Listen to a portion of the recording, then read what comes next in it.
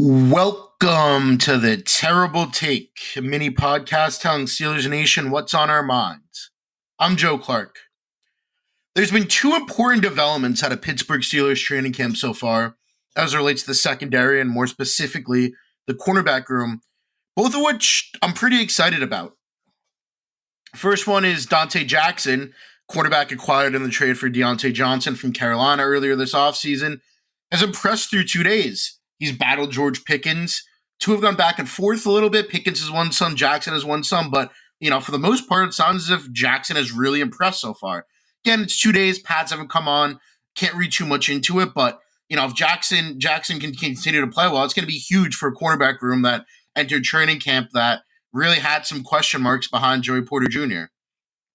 And if Jackson keeps it up and, hey, maybe he'll grow into a good number 2 cornerback, then the Steelers' defense could really be elite this season.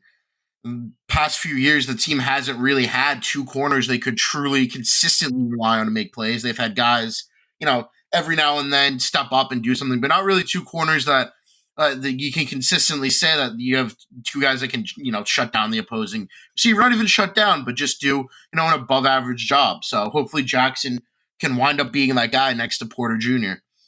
And the other development I want to talk about is Beanie Bishop getting the majority of the starting slot reps. Mike Tomlin was careful to tell reporters not to overanalyze it, which, it's only been 2 days. But to me, it is pretty telling that they've stuck his face into the fan with a first-team defense right off the bat in training camp from day 1, day 2. Bishop Jr. is the guy in the slot with the first-team defense getting the majority of those reps. And for an undrafted free agent, that's pretty rare, especially in Pittsburgh. And it tells me they really want to see how Bishop works with the other starters on this defense.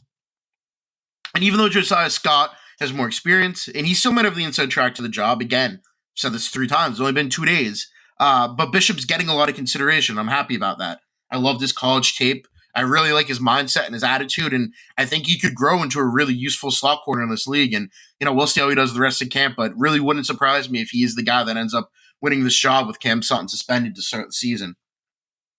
Be sure to follow us at SteelersDepot.com. Check out episodes of The Terrible Take every day, 5 p.m. Eastern Time. Check out The Terrible Podcast with Alex Kazor and Dave Brown every Monday, Wednesday, and Friday. Go Steelers.